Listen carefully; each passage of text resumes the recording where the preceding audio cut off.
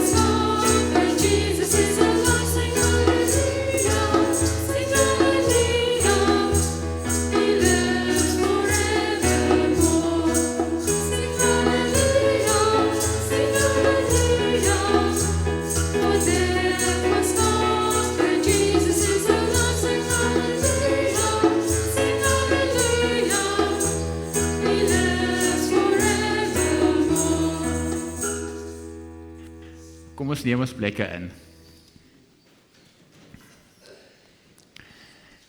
Julle baie welkom, ek weet die lang naweek het so 'n bietjie onder ons ingeklim. Dis mos nou 'n dubbele lang naweek met die Vrydag en die Maandag wat vakansiedag is. Nogtans baie welkom, heerlik om julle te sien en ook almal wat ingeskakel het. Ek dink ons het al die internetprobleme uitsorteer. Frits se agter, jy kan miskien maar net ja. Ons het 'n bietjie uitdaging gehad en op die laaste minuut het Kobus dit hier kom uitsorteer. So Marita, baie dankie daarvoor. En dan, ek weet daar is besoekers, Ankie, hulle daar sien ek is besoekers. Is daar nog besoekers by ons? Daar is ook besoekers. So, julle kinders, julle weet mos daar gebeur nou twee goed, daar's marshmallows en ons verwelkom die besoekers. So, wil julle kom marshmallows kry? Julle Olivier se agter, ek dink julle wil nie marshmallows sê nie. Wie wil 'n marshmallow hê op hierdie koue dag? Renai, ja, kom, stap jy sommer voor. Lida, kry vir jou sommer so 3 en dan deel jy 2 uit en dan sal jy 'n koevertjie vat 2 koevertjies. Daar die dame daar met daai pers nê, hulle is besoekers en na agter, heel agter is ook besoekers. So jy vir hulle uitdeel. Kry vir julle asseblief marshmallows. Julle het mos klaar tande geborsel vanoggend. Daar's nog 'n besoekers. Nog besoekers? O, daarso. Julle sommer hierdie koevert vat vir die daar agter is 'n besoeker. Daar steek net jou hand op. Julle is welkom om vir ons in die week te kontak as julle meer wil weet van die gemeente. En ja, ek dink hulle daar vat hulle. Lida, baie dankie.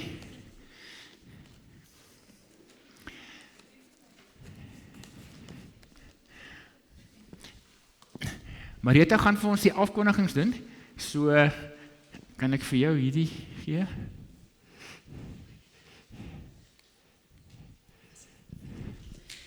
Môre almal. Ja, dis vleisfeestyd, 27ste Junie. En Ons wil hierdie jaar dit regtig weer 'n keer 'n besonderse vleisfeesjaar maak. En daarvoor het ons almal se hulp en insette en betrokkenheid nodig. Dis 'n vleisfees, ons het vleis nodig. Ek kan nie onthou nie, ek dink ons het gepraat van tussen 2 en 3 ton verlede jaar. So asseblief, julle moet begin vir ons vleis bymekaar maak. En as daar nou nie 'n besie in jou agtererf ronddwaal nie, dan kan julle vir ons kontant gee. En dan ander plekke waar julle by kan betrokke raak, is by ons pannekoeke. Ek het nou vanoggend gedink, ek dink Neil Diamond sing 'n liedjie van Beautiful Noise. Julle moet nou in die pannekoekkamer wees. Dis 'n beautiful noise soos wat daar gekuier word. So, as jy lus is vir kuier of net saam luister, kontak vir Annelies, sy is by die pannekoeke betrokke. En dan het ons weer etes hierdie jaar. As jy nie lus is om kos te maak daai Saterdag nie, kom kry jy jou ete hier en kuier sommer hier ook saam. En dan is daar mos niks lekkerder in hierdie lewe as 'n bazaarpudding nie. So ons gaan 'n puddingtafel ook hê. Ek sien sommer daar in 'n gesiggie. Hulle is reg vir daai puddingtafel. So julle asseblief steek hand op, raak betrokke. So 3 dae voor die vleisfees begin, dan begin ons met die pak en die weeg van die vleis. En dit is net so lekker. Ons kom maar onder in die saal bymekaar en daar word ook heerlik gekuier, daai 3 dae voor die vleisfees. En dan die dag met die vleisfees, ook as jy wil betrokke wees by die verkope of by die verwelkoming of veral hierdie jong manne, as hulle vir ons so 'n bietjie kan help vleis aandra, sal dit gaaf wees. So weer eens, asseblief die uitnodiging is daar, steek hand, kom raak betrokke by 'n heerlike vleisfees. Dankie. Dankie Marieta. Daar's nog net so 1 of 2 ander afkondigings. Julle sal nie op die koppie gelees het, dit wat elektronies versprei is. En ek dink ons het kopieë agter ook. En dat die kerkraad het 'n beroepingsvergadering gehad om vir dominee en ek dokter Zak Pinaar te beroep na Windhoek Oos gemeente, spesifiek as 'n tentmaker dominee. Nou die woord tentmaker kom eintlik van Paulus af, waar hy skryf daar in sy boeke dat hy 'n tentmaker was, wat beteken het hy het sy inkomste gekry deur 'n ander werk as om die evangelie spesifiek te verkondig, en dit was om tente te gemaak het, en daai inkomste het hom gedra. So die kerk het nou daai term geërf. Dis iemand wat inkomste op 'n ander manier kry en nog steeds betrokke is by 'n bediening soos nou wat ons hom nou beroep het. So dominee Zak is betrokke by die kokerboombediening in Namibië wat met klein gemeentes werk, en die kerkraad wil hom het hom beroep sodat hy 'n voltydse dominee nie voltyds dominee maar dominee by ons kan wees, aangaan daarmee en ook by ons te wees. So dit gaan prakties daarop neerkom dat hy byvoorbeeld 'n kwart of 'n derde van sy tyd of take hierso gaan doen. En so dit is wat die tentmaker beteken. Ons kondig dit vir 3 sonde af. Die regulasie sê 2 sonde, maar omdat dit nou 'n lang naweek is, het ons besluit ons sal 'n ekstra een bysit. En dan het baie belangrik ook die kerkraad het ook besluit dat ons wil nie net ou dominees hê nie. Ons wil nie net ou dominees soos ek wat nou sê maar oor 7 jaar aftree nie. Zak is nou ook my ouderdom, so hy gaan ook oor 7 jaar aftree of moet aftree. So ons wil 'n jonger dominee beroep. En daai proses begin ook. En so as julle daaroor kan bid en kan dink en dat ons ook die regte persoon kry vir daai jonger dominee posisie. En ek weet nie of 'n jonger dominee vir my gaan wegry met fietsry nie, maar ten minste sal hy baie langer nog hier kan wees as wat ek byvoorbeeld hier sal kan wees. So dit wil ek net graag met julle gedeel het. En dat ons ook bid vir die proses. Ons kondig dit nou nog 2 kere af, en as daar besware is, dan moet dit die dag daarna ingegee word, andersins voltooi die proses om hom aan te stel. Ons het tee hierna, maar dis nou net 'n kaal koppie tee of koffie, en so kom gerus saam dat ons hier onder in die saal verder kan kuier. En ons maak die Bybels oop by 1 Petrus 2. Ek weet julle het die Bybel geneem, ek is nie seker, die Bybel is al by julle. Okay, dit reg. Kom ek kry gou sommer by jou Renay.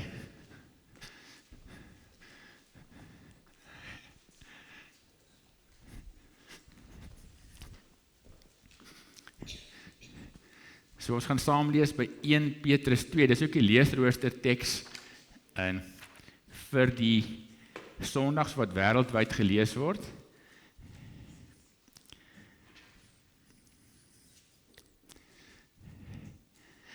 Ek wil net so een en ander deel, ons gewoonte is die blou gewoonte, ons luister na mekaar, dis die gewoonte vir hierdie hele Mei maand, en ek het gedink, ek deel met julle net iets oor wat dit beteken. Daar is so 3 goed wat belangrik is, as 'n mens na iemand wil luister. Die belangrikste ding is, jy moet teenwoordig wees, jy moet daar wees, en jy moet jou aandag gee. Dit beteken, jy moet nie jou aandag laat aflei deur 'n klomp ander goed, en terwyl jy daar is, eintlik op 'n ander plek wees nie. Julle het mos nou al sulke mense gesien. Hulle hoor jou, maar hulle luister nie. Dis hoekom ons sê, ons luister na mekaar. So die eerste ding is, jy moet teenwoordig wees. En alles van jou moet daar teenwoordig wees. Die tweede ding is, as jy na mekaar luister is, jy oordeel nie vooraf nie. Terwyl die persoon praat, dink jy nie al aan 'n antwoord, of jy te vooroordeel en sê, ag nee wat, ek weet in watter rigting hierdie ou nou gaan praat, so waarvoor moet ek nou eintlik luister? So mens maak ruimte, sodat mens die persoon kan kans gee om gehoor te word. En dan die derde ding is, en ek dink dis een van die goed wat ons miskien in die liggaamstaal sien, en iemand wat luister is nuuskierig. Jy sal nog wel weet, jy vra, en jy stel regtig belang. Jy sal nie nou daar sit en nou wil konseis maak of jy belangstel nie. So kom ons dink aan, as ons hierdie maand sê, ons luister na ander mense, dat ons sê, ons is daar teenwoordig, ons is nie besig met vooroordele nie, en ook dat ons nuuskierig is, dat ons graag leer van mekaar. En ja, ek wil maar net dit gedeel het. En dan ook net, vandag is die dag van verootmoediging en danksegging, so julle sal sien, die liedere wat ons nou gaan sing, gaan nogal daarby inskakel, daarom gaan ons nou bly sit, ons gaan 3 liedere sing, en ons gaan dit stil ook belewe, terwyl ons dit sing, as deel van danksegging en verootmoediging.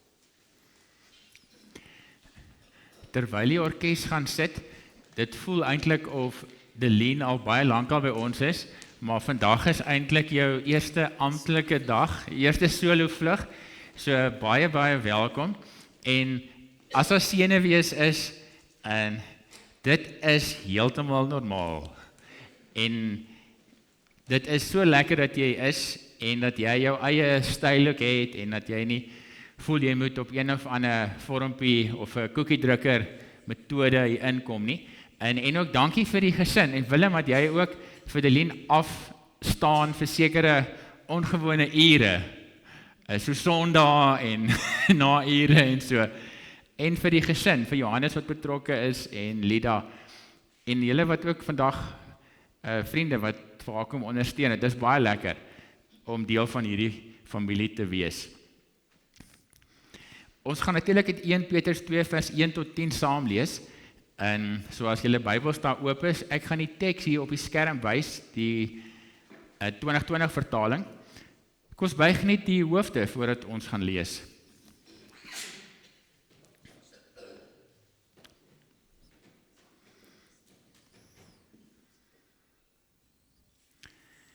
Onse Here, dankie dat ons die woord kan lees, en dat die woord ons elke keer verras. Amen.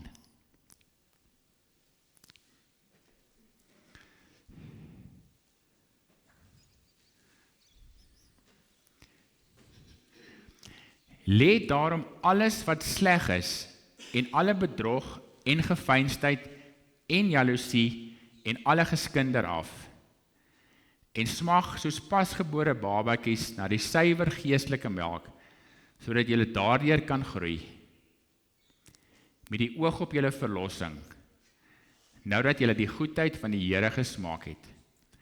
Kom na hom toe, die lewende klip, wat wel deur mense afgekeer is, maar voor God uitverkore, en vir hom kosbaar is, en laat julle as lewende klippe opbou, tot 'n geestelike huis, 'n heilige priesterdom, om geestelike offers te bring, wat deur Jesus Christus vir God aanneemlik is.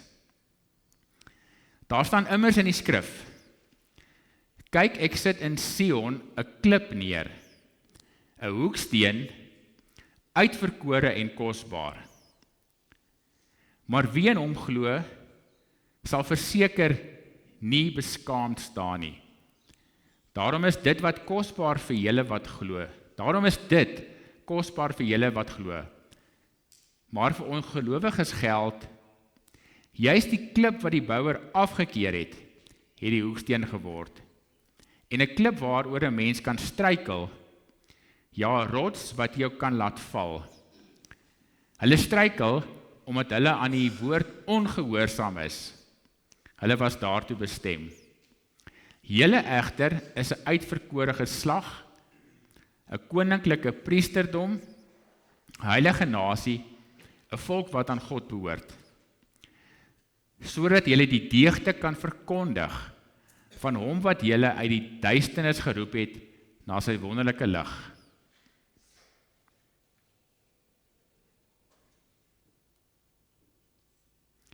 Julle wat eers nie 'n volk was nie, maar nou volk van God is, wat eers nie ontferming ontvang het nie, maar nou ontferming ontvang het.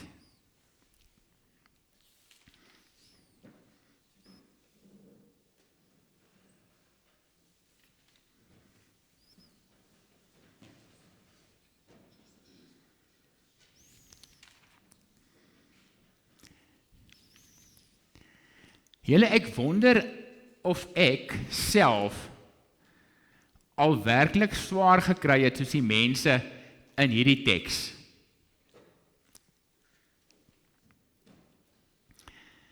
Want as ek terugkyk op my eie lewe, dan is dit waar ek regtig swaar gekry het, waarskynlik een van 2 goeters. Of om 'n stewige som geld te verloor,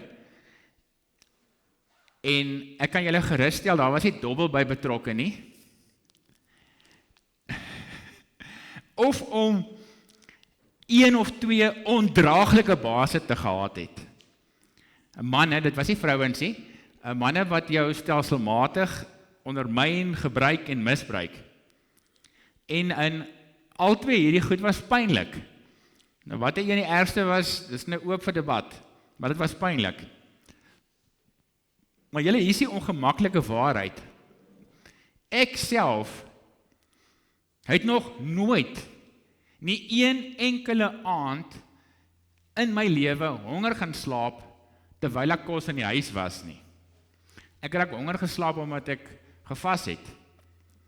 Ek het behoorlike opvoeding ontvang, ek het grade verwerf in teologie en in rekeningkunde, ek goeie werke gehad met bestendige inkomste, ons kon eiendom aanskaf, ons kon ons kinders se skoolgelde betaal, daarom tot dusver. Ek het 'n geldige paspoort, 'n vaste adres, en ek bly in 'n land waar my naam opgeteken is in die register van die land. So wat is lyding dan? Want dit is wat die mense hier belewe het. Ernstige lyding. Nou, ek vra nie vanoggend hierdie vraag om nou ver weg te gaan staan van lyding af nie. Dit moet ons vir mekaar sê. Ek vra dit omdat hierdie teks vir ons 'n spieël opsit waarvan ons eintlik nie kan wegkyk nie. Dit sou heel verkeerd wees as ons so wegstaan. So wat is hierdie swaar kry wat Paulus van geskrywe het, hierdie mense wat hy dan nou hierso wil bemoedig? Wat is die swaarkry wat hulle gehad het? Hulle was nie net finansiëel in die moeilikheid nie. Hulle was struktureel uitgesluit. En die verskil tussen hierdie twee goeters is ek en jy wat 'n slegte dag het, teenoor ek wat 'n uitsiglose lewe het. Nou in die Romeinse provinsies wat Petrus hiervan skrywe, in Klein-Asië, het die regsmense 'n woord gehad vir die mense, die paroikoi. Die woord oikos, huis, is daarin, so dis eintlik mense sonder huis. Hulle was vreemdelinge, hulle was bywoners, hulle het nie grondbesit regte gehad nie, so hulle kon nie grond besit nie, hulle het nie toegang gehad tot die howe nie, hulle het nie burgerlike seggenskap gehad nie, hulle was eintlik onsigbaar uit 'n juridiese wetlike oogpunt.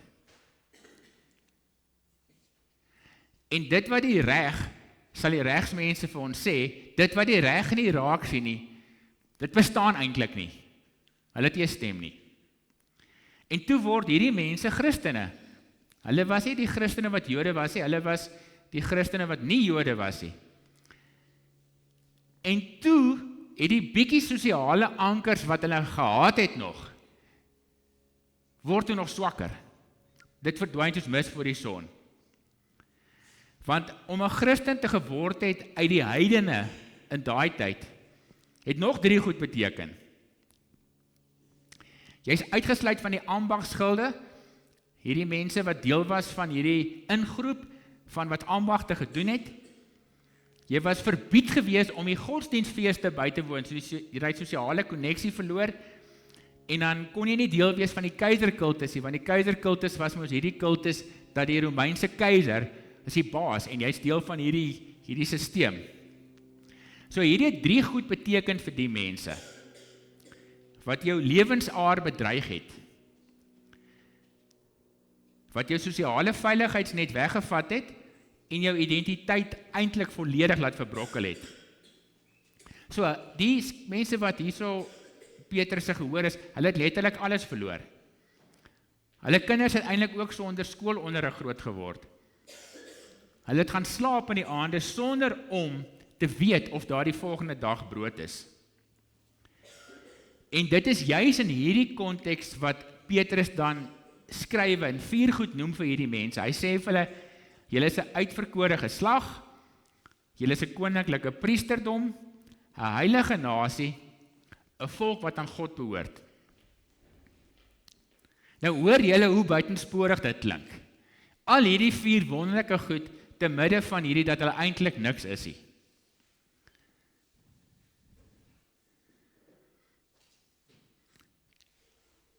Maar die troos vir ons vandag is, dit was nie 'n verdowingsmiddel wat Petrus vir hulle ingegee het nie. Dis eintlik 'n teologiese revolusie. Kom ons los dit 'n bietjie daar. Kom ons spring na 2026 toe. Julle, op hierdie oomblik, terwyl ons hier sit, terwyl ons hier bymekaar is daar meer as 120 miljoen mense op hierdie liewe aardbol van ons, sonder enige bestendige tuiste. En wetlik is niemand vir hulle verantwoordelik nie. Daar is ook vroue vandag, en dis nie in die geskiedenisboeke nie, wie se mans hulle identiteitsboeke en paspoorte weerhou, dat hulle nêrens heen kan gaan nie. En dan natuurlik, dit weet ons sien dit op die straathoeke, is daar kinders in ons stad, wat vannag honger gaan slaap. Nie omdat hulle self weerhou van eet nie.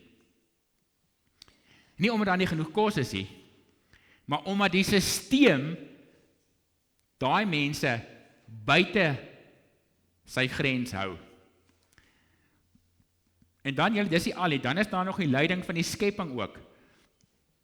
Daar's duisende spesies, lewende spesies wat staan op die rand van uitwissing. Die Amazone wat altyd bekend was as daai oerwoud wat hierdie ongelooflike suurstofbron was, is besig om te disintegreer as gevolg van kommersiële misbruik. Het julle geweet daar's die diepste oseane in die wêreld wat nog nie eers gekarteer is, waar daar spesies is wat nog nie eens name het nie. Daai oseane word deur die mens ontgin vir ons eie voordeel, so daar gaan spesies uitgewis word wat ons nog nie eens ken nie. Nou as enigiemand vir my sê, dit is nie lyding nie, dan het jy nie hart nie. Julle, die skepping, naas al die mense wat in hierdie situasie lewe, skreeu. En ons hoor dit met moeite, bo die weergalming van ons eie gerief. Dit julle, is die par oikoi van 2026. Maar julle, daar's 'n onverwagte wending. Ek vertel julle graag van Simone Weil. Sy was 'n Franse mystieke denker. Sy is op die ouderdom van 34 oorlede in 1943. Sy was 'n vrou wat uit solidariteit met mense wat gelei het in die oorlog, haar gesondheid prysgegee het. Nou, daar is 'n bietjie verskil van mening oor presies hoekom sy gesterf het, maar dis eensstemmigheid, het gesterf as gevolg van liefde. Sy het geskrywe dat ware, volgehoue aandag aan 'n lydende medemens die seldsaamste en die mees liefdevolle gawe is wat een mens aan 'n ander kan skenk. Dis die seldsaamste en die mees liefdevolle gawe. So dit het toe nie geld gewees nie, dit was aandag. Dit was ook nie 'n program wat jy het nie, dit was aandag. Onverdeelde, eerlike aandag van een mens aan 'n ander. Ons luister na ander. En dis presies wat Petrus hier doen, julle. Hy sien die waarde in sy leser, sy waardelose leser sien hy die waarde, voordat hy enige morele appel op hulle maak oor wat hulle moet doen. Hy sien hulle identiteit, hy sê vir hulle, julle is, hy sê nie julle sal word of eendag sal julle wees nie, julle is reeds, julle is onvoorwaardelik al 4 daai goed wat hy genoem het, en ook onherroepelik. So hy sien hulle raak, hy luister na hulle, en in daai sien en in daai luister, word die wonder werklik. Dis ons gewoonte vir die maand. Ons luister na ander. So kom ons dink aan sy woorde. Om regtig na iemand te luister is nie iets waarvoor jy hoef te gaan leer, asof jy nou hierdie pastorale sielkundige tegniek hoef te leer nie. Dis dood eenvoudig goeie teologie. Dis om te doen presies wat God self doen. So hoe help hierdie teks ons met ons eie swaar kry? Want ons elkeen sit met ons eie swaar kry en ook om swaar kry raak te sien. Die teks reik eintlik 'n verklaring uit. Die klip wat deur die bouers verwerp is, dit het die hoeksteen geword. So die ding wat waardeloos was, dit het die hoeksteen geword. Ons weet die logika van hierdie wêreld is, dat die waardevolle goed word in 'n museum gesit, dit word bewaar, en die waardevolle goed word ook op 'n pedestal gesit, op 'n verhoogie, en word aanbid, soos 'n standbeeld. En die dinge sonder waarde word eenkant toe gestoot. Die wêreld stel mense tersyde. Mense is terloops. Spesies is terloops. Wat beteken daai spesie nou vir die mens? Bevolkings. Daar is bevolkingsgroepe in hierdie wêreld wat tersyde gestel word. Waarvan ons praat, ons sal sommer die hele nasie uitwis. En al wat dan gebeur is, dit maak die hele sisteem wat God gemaak het, word verbreek.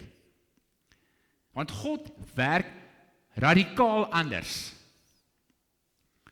Die verworpene word die fundament. Die verstotene word die priester. Die een wat aan die kruis sterf, word die koning. Die wat geen volk was nie, word God se volk. Julle, maar dit beteken nie dat lyding inherent goed is nie. Lyding is nog steeds 'n wond. Lyding is nog steeds rou. Lyding is nog steeds erg. Dis nie 'n deeg nie. Maar dit beteken dat elke mens, elke spesie wat deur die wêreld as oorbodig beskou word, in God se oë die mees kosbare werklikheid in die heelal verteenwoordig. En julle, as dit waar is, en ek glo met my hele hart dat dit waar is, dan kan ons nie meer swaar kry, ons eie swaar kry, of die wêreld se swaar kry, iewers in 'n kamertjie gaan toesluit, en die sleutel weggooi nie. Dan word lyding eerder 'n deur. 'n Deur uit hierdie kamer uit, waardeur ons begin verstaan. Van binne af waar hy lyding is, en nie net akademies nie. Wat dit voel om weggegooi te wees. So julle selfs my verlies van daai aardige sommetjie geld en daai moeilike base, as ek dit reg hanteer en ja, ek is oor dit, maak dit mens nie bitter nie, dit maak my nie bitter nie. En ek is nie bitter oor nie. Want dit is 'n venster, dis 'n deur uit daai beknopte kamertjie. So as ons vanoggend dink aan verootmoediging en danksegging, want vandag is ook wêreldwyd die dag van danksegging en verootmoediging, dan moet ons verootmoediging vanoggend eg wees. Nie net, Here, vergewe tog asseblief my eie tekortkominge nie. Natuurlik is dit belangrik. Maar die dieper verootmoediging is, Here, ek het nie gesien nie. Ek het verby die pyn van my lewensmaat gelewe. Ek het verby die pyn van my kind gelewe. Ek het verby die pyn van my kollega gelewe. Ek het verby die pyn van my troeteldier gelewe. Ek het verby die pyn gelewe, asof ek 'n besoeker aan 'n museum is.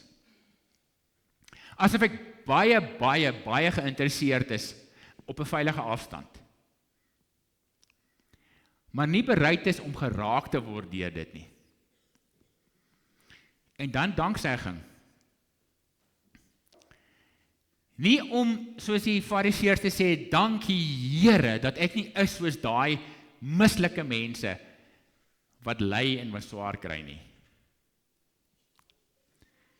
Maar, met danksegging wat sê, wat ek is net genade. Wat ek het, is net geleen. Onverdiende, skaamtelose genade. En die wonder van daai genade wat ek sien, is dat ek niks anders daarmee kan doen, as om dit ook aan te gee nie. So hierdie teks sluit af met woorde wat my elke keer stiller maak as wat ek wil wees. Eers was julle nie 'n volk nie, maar nou is julle God se volk. Eers het julle geen ontferming ontvang nie, maar nou ontvang julle die ontferming. Dit is eintlik my verhaal.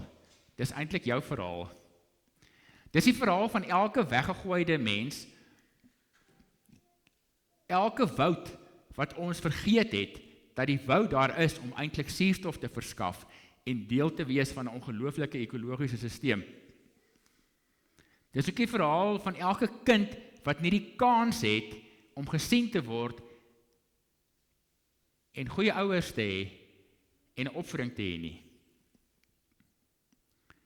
So julle om dit te verkondig, wat ook is wat ons elkeen hier wil verkondig, beteken 3 goed.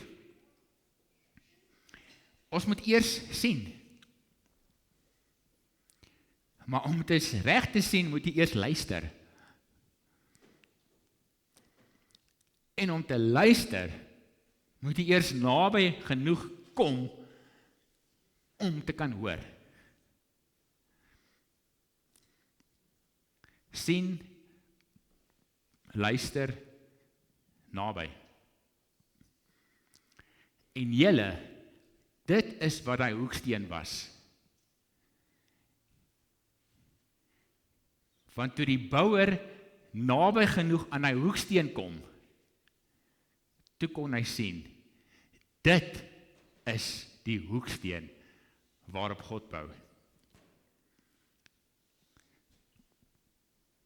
En dit is vandag ons taak, om saam, om individueel waar ons leef, op daai hoeksteen te bou. Amen.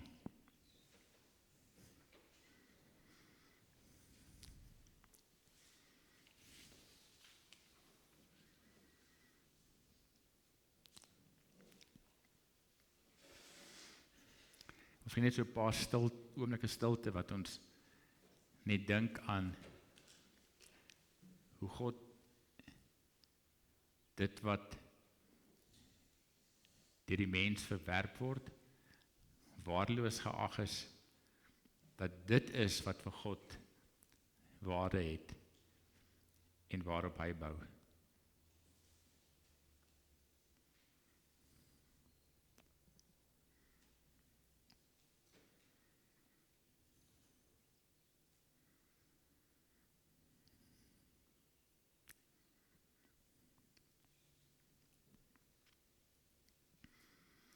Amen.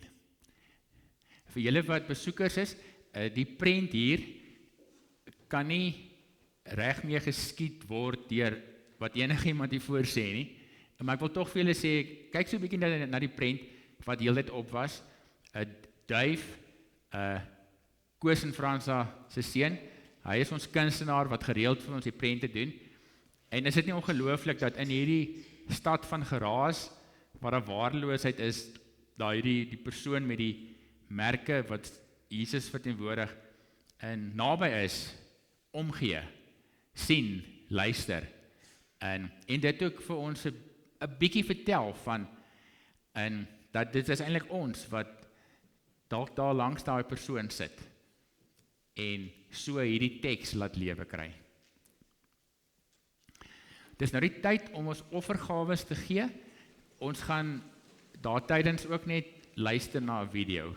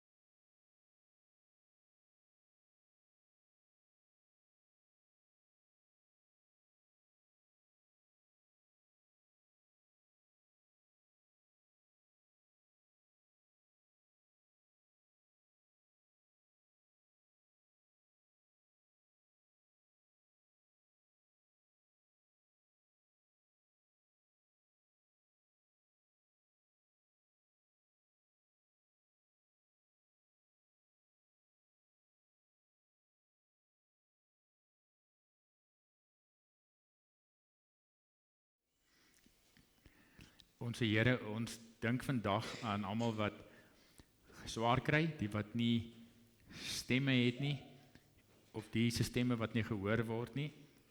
Selfs dit wat in stilte uitroep, wat beskadig word deur ons as mense. Ons dink ook aan Sayemwa, die gemeente daar in die noorde, wat ons met nou betrokke is, seën hulle in hulle dag tot dag bedrywighede. Ons bid ook vir almal wat huweliksherdenkings het, in hierdie tyd, wat verjaar, wat doopherdenkings het, wil jy hulle seën dat hulle ook elkeen 'n kanaal is, waardeur u genade vloei. Waar u genade ontvang word en weer gegee word. Want daar waar dit dan gegee word, daar kan daar weer nog genade inkom. Andersins word dit net geblokkeer. Ons sê vir u dankie ook vir almal wat kan wegwees met 'n lang naweek, wees met hulle dat hulle sal veilig reis, en ook met elke persoon in die gemeente, in die dorp, dat ons sal sien, sal hoor, sal naby beweeg, sodat ons daar lig en sout kan wees. Amen.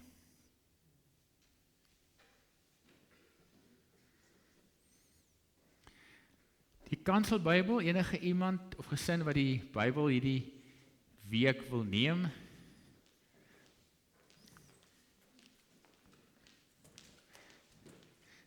almal wat nou opstaan, hulle kom net terug as orkes. So, julle kan, dis nog steeds, die Kanselbybel is nog steeds hier. Ek gaan dit vir een van die orkeslede gee.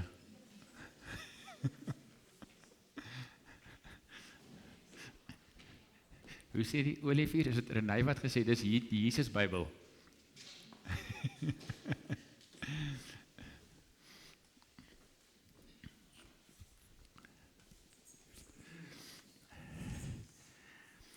Kom ons staan vir die slotlied.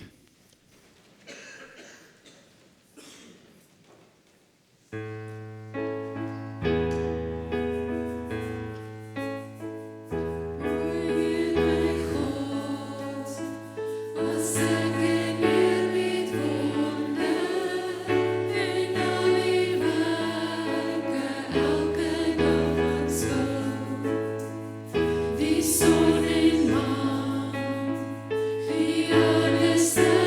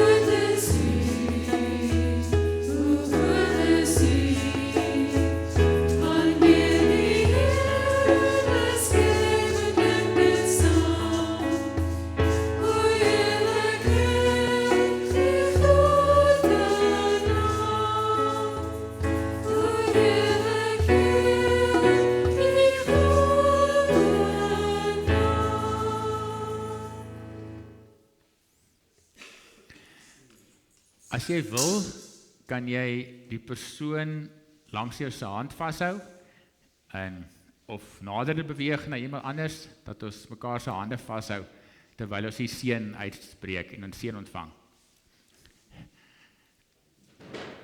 Die Here, wat altyd die steen wat afgekeer is, die hoeksteen maak, doen ook dit met ons. Gaan, sien, hoor en kom naby aan diegene waar God se hart is. Amen.